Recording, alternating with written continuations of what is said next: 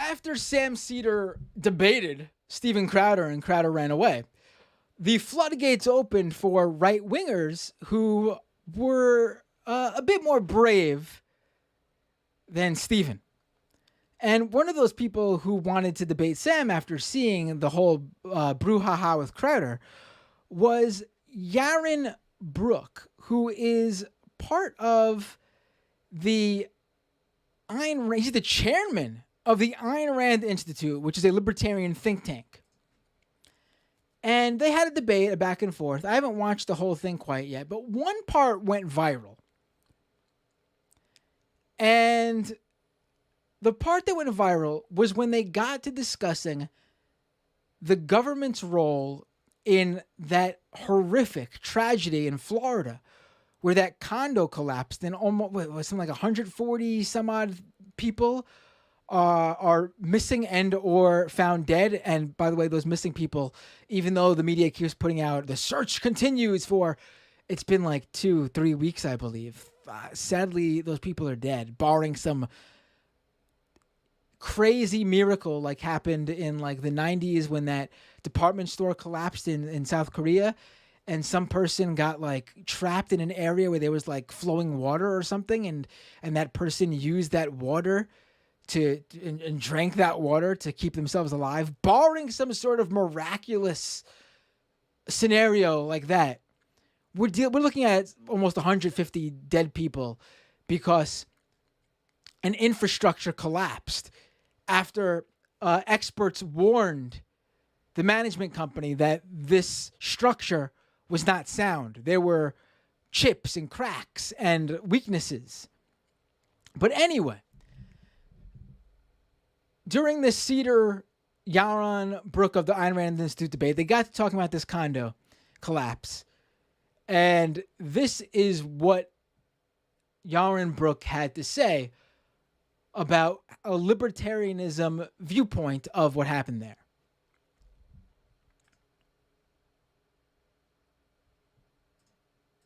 Oh, but you know what? I also like the incentive of, in a free market, not in the world in which we live now where everybody hides behind the government, of the insurance company that insured that building. Because they've got a lot of claims that they're going to have to pay now, and they're going to take a big hit. They, in a free market, they would have sent an inspector. Now, in the world we live in today, they don't, because they rely on the government inspector, which probably was not a good idea. No, because the government inspector made it quite clear that there were problems there. The private inspectors, I'm sorry, 20 years ago when the building was built with a basis. I'm sorry. The private inspectors also, the engineering company that was in there, the private owners of that building made the decision not to fix it. Now, were there stricter government regulations? Then why are we worried about it? And they made a decision and they suffered the consequences. Because there's 100 people who made a decision, who made a bad decision, and suffer the consequences of it. I'm not justifying the building collapsing.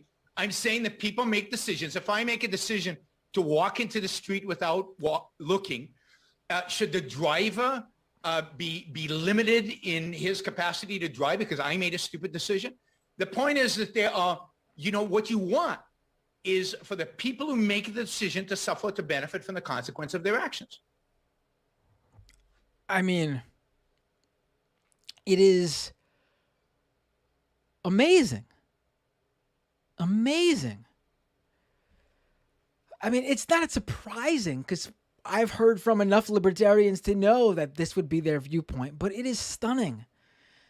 Still to hear it, though. Because who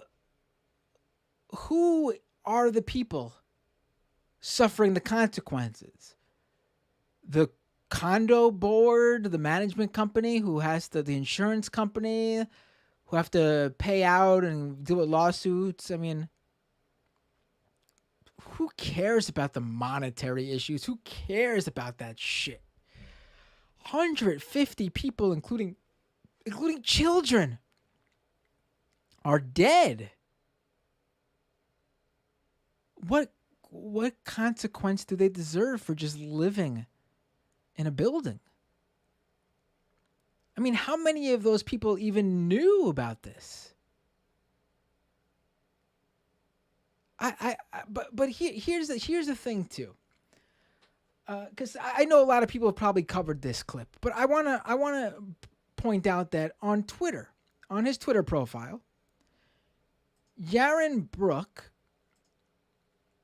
retweeted someone, because this got some news coverage. Mediaite covered it because an Ayn Rand think tanker says Florida condo collapse happened because people made a bad decision and now suffer the consequences of it.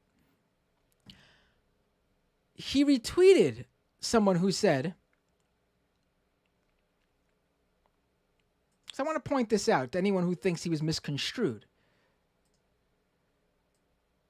So Sam retweeted that Mediaite coverage. And then Yaron retweets someone who says, okay, I guess Sam is complicit in this hatchet job. They're disagreeing with Mediaite's outline of how the discussion went down. Sam, what did you say right before Yaron Brook said they should suffer the consequences? Do you even remember what you said? That the owners refused to repair the structure? Are you forgetful or just devoid of integrity? But what do they think that's saying? Is he trying to argue that he wasn't blaming the people living in the condo? Because in a tweet later that same day, let's just say that's the case. Let's just say he's arguing that he was taken out of context, and they, in the consequences, were the owners will face consequences separate from the people who died in the condo collapse. I don't think that's what he meant from listening to that section of the debate, but that's what he's claiming when he retweets this person, right? But then he undermines this case in a subsequent tweet. Yaron says, tenants knew of risk and delayed doing anything about it. In an April letter, the president of the Champlain Towers South Condo Association warned residents that damage to the structure's concrete support system was accelerating and would begin to multiply exponentially. He continues, in condo, for most part, tenants equals owners, decision makers. So he's trying to have his cake and eat it too. He's claiming, wrong one there. He's claiming when he said they will suffer the consequences, he meant the owners, not the tenants. And then he also says, but the tenants are the owners. I mean, I don't know if he's ever lived in a condo or knows how condos work. I mean, I haven't lived in a condo, but I have a sense of how they work. There's a board hired to manage this, who deal with this stuff. There is a management company. I've lived in co-ops. There's a management company who enacts these things. There's a board made up of people who live there or owners. 'Cause remember this too. The tenants are not always the owners.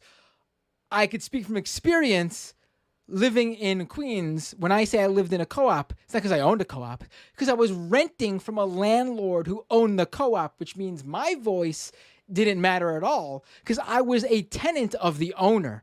And the co-op board only listened to the owner, aka my landlord. My voice didn't matter. They didn't get nothing from me. I would pay rent to my landlord, who was the guy who bought the co-op from them. They never got any money from me.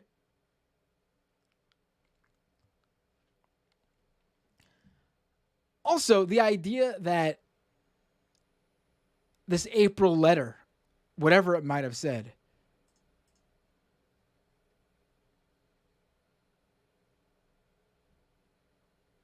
means that those people knew what to do with that. They should have just said in the letter, I'm sure this would have perked up ears, the building's probably going to collapse soon.